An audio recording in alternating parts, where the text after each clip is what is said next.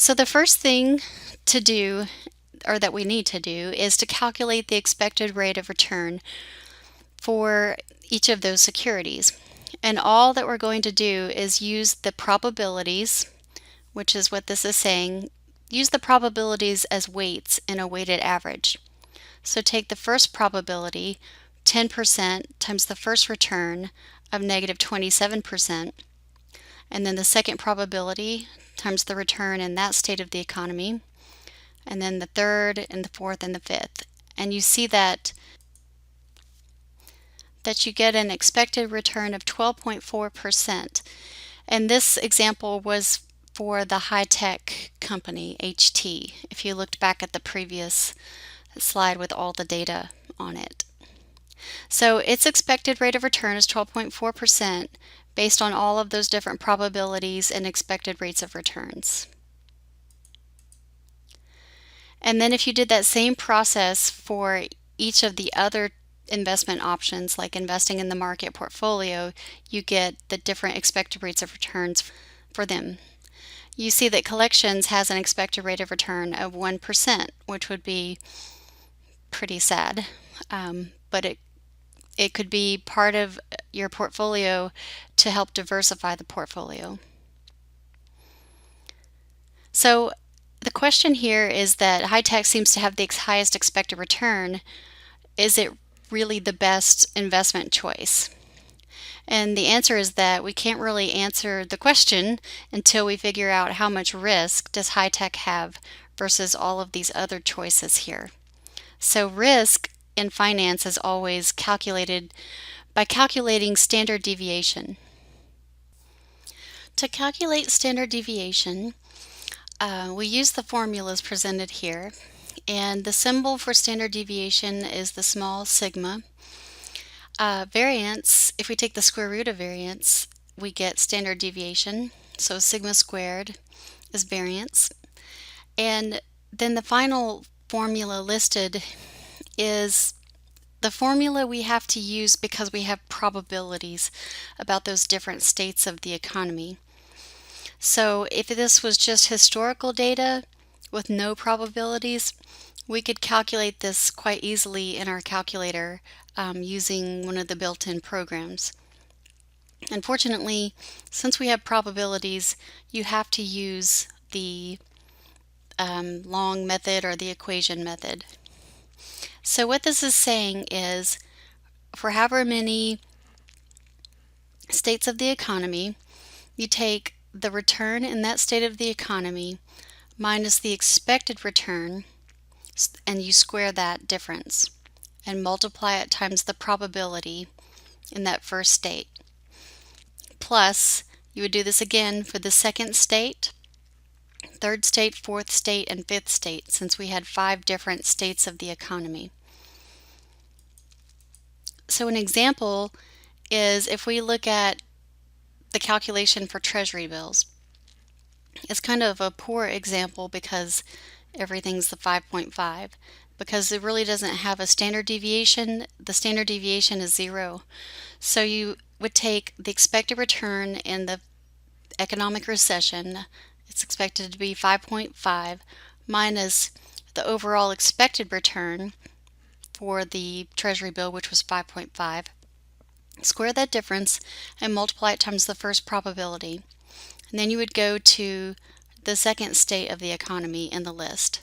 And you do that over and over, and you have a long equation, and you sum up all those numbers, and you get 0%, and you take the standard deviation, or I'm sorry, the square root of this to get the standard deviation, and you get 0%. Now for each one of these other companies, high tech, collections, USR, and the market, they calculated the standard deviation for us and just left us the numbers here. I will work an example like this out that you can look at a little bit later. So if we looked at these expected returns and standard deviations in terms of their graphs, we would see USR, it has this type of a curve where its expected return is 9.8% If I go back, the standard deviation was 18.8%. And so that's what's being displayed here. High tech, the blue line, has an expected return of 12.4%, but you can see it has a much larger standard deviation. If I go back, the standard deviation for it was 20%. And then for Treasury bills, it always earned 5.5%, so it's a straight line upwards because it has a 0% standard deviation. That's really the only time you would see a straight line going upwards on this type of a graph. So standard deviation measures total risk, or it can also be called standalone risk, like what we were talking about before. Now, we can reduce total risk by adding more stocks to our portfolio, and we'll get to that a little bit later. So the larger the standard deviation, then the more chance that you will experience negative returns or returns less than what you expected. So you always kind of want to, unless you're very risk loving, you want to try to find stocks with lower standard deviations, but not so low that you can't earn a pretty good return. And it really all depends on how you combine the stocks in the portfolio, which is what we look at when we get to portfolio risk. So here's our summary of the expected returns for the different companies, and then for the different standard deviations, which we call risk. And so that was our title of the chapter, Risk and Return. So we have risk and return. And now we're trying to figure out which is the best investment if we had to choose one. And so we can take these two components, and if we calculate the coefficient of variation, which takes standard deviation divided by expected return, we can make the best decision if we have to choose one of these choices. So coefficient of variation is standard deviation per unit of return. That's basically what it is. And if we have standard deviation in the numerator, then the lower the coefficient of variation, the better, because that means I have less standard deviation per unit of return. And so if we looked at these two choices, choice A and choice B, choice A is the riskier option because you can see its probability of returns actually crosses over into the negative range of returns.